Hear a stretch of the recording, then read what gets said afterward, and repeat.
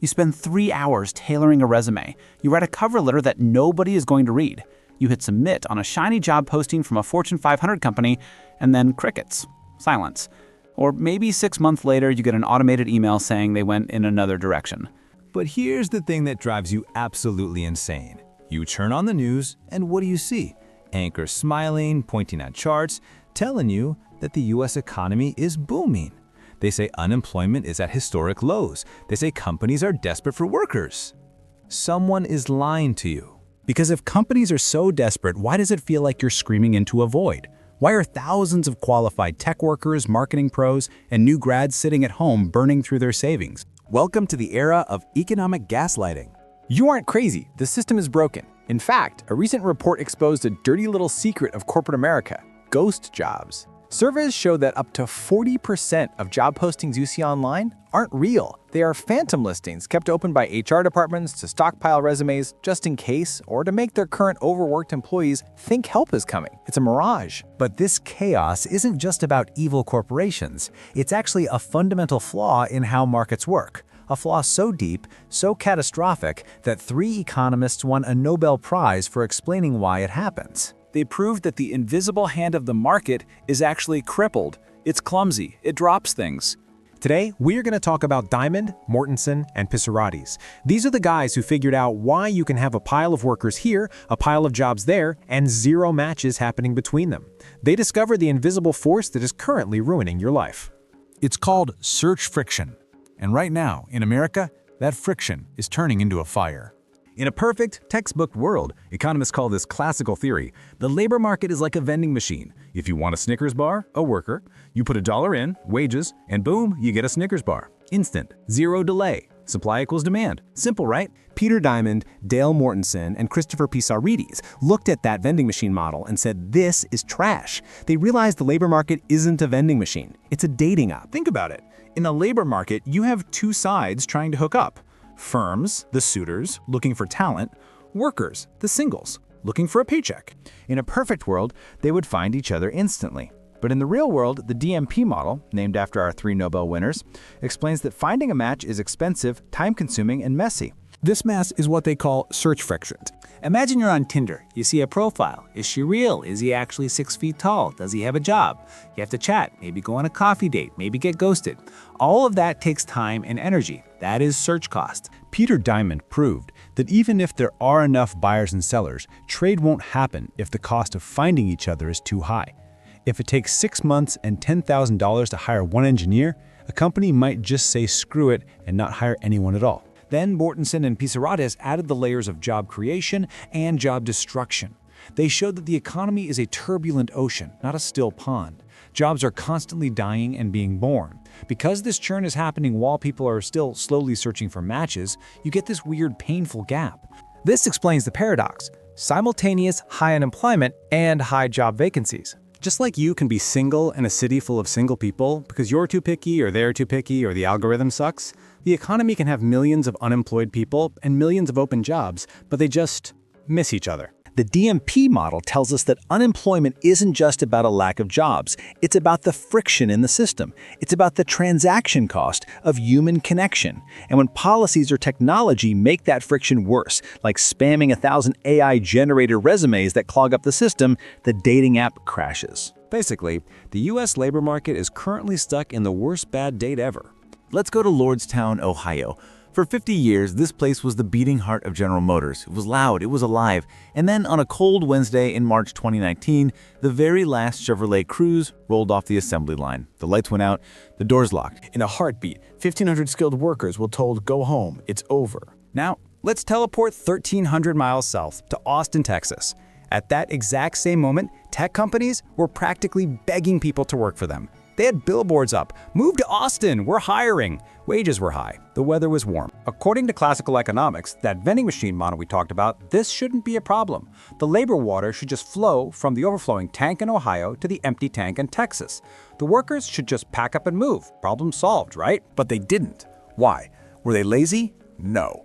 Were they stupid? No. They were victims of the brutal reality of the DMP model. They were trapped by structural friction. Let's look at the hidden costs that Peter Diamond warned us about. First, the housing trap. To move to Texas, a Lordstown worker needs to sell their house. But guess what? When a major factory closes, everyone tries to sell their house at the same time. Property values crash to zero. Nobody wants to buy a house in a dying town. So these workers are anchored to the ground. They can't leave unless they accept financial ruin. That is a massive search friction. Second, the skill mismatch. Dale Mortensen pointed out that jobs aren't just jobs, they are specific. You can be a genius at welding a car chassis, but that skill is useless to a software company in Austin looking for Python developers. The cost of retooling a human being, going back to school, paying tuition, not earning money for 2 years is an astronomical barrier. The match is technically possible, but the cost to achieve it is too high. Third, the information gap.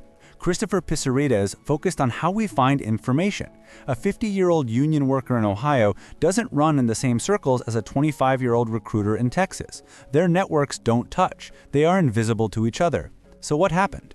Lordstown became a ghost town of despair, opioid addiction, and anger.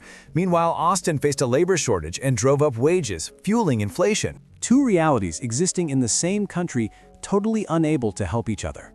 This is the tragedy of the search theory. It explains why you can have help wanted signs in one window and eviction notices in the next.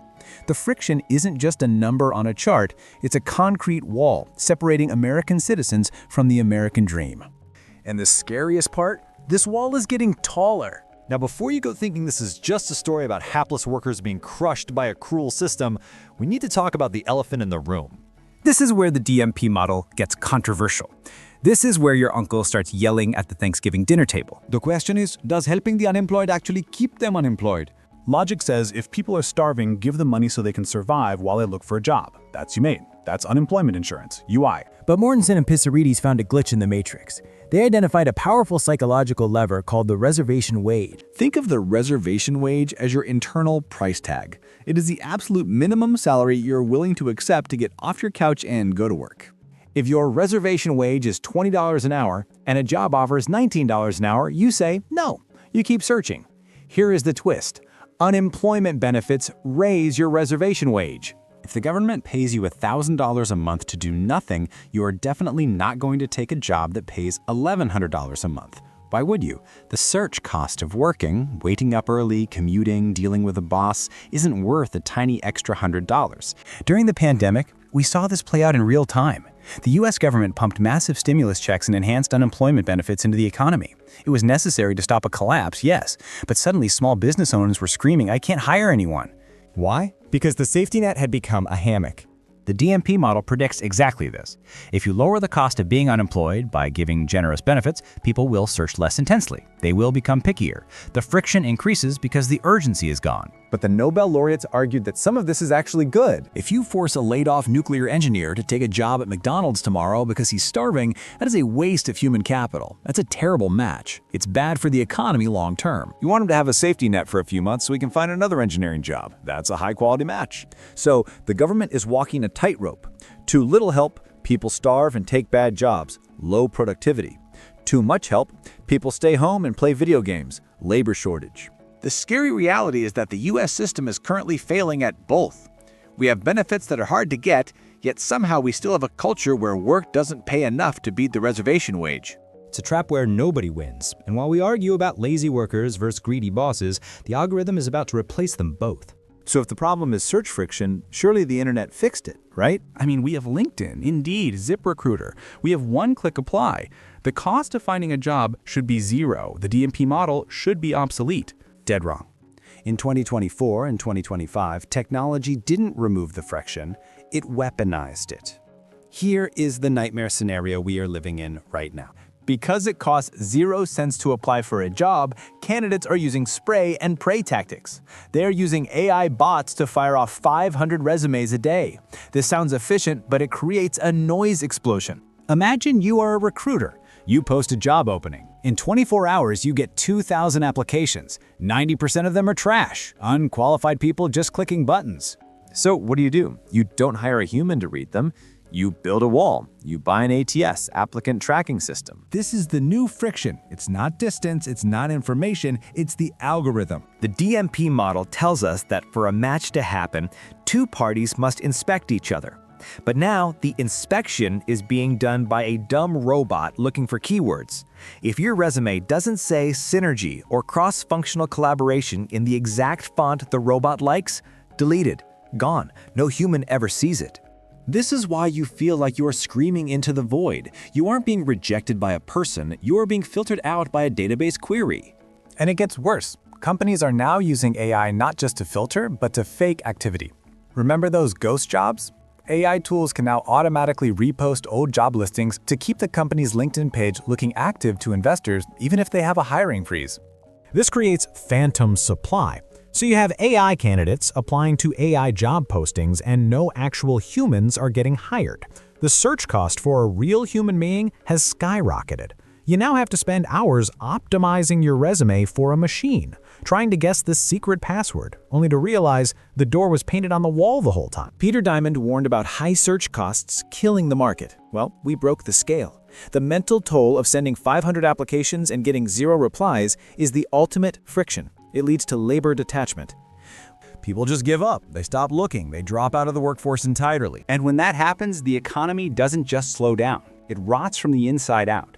We're building a labor market that is efficient for data processors, but completely hostile to human beings. We turned the American dream into a rigged casino game, and the house, the algorithm, always wins.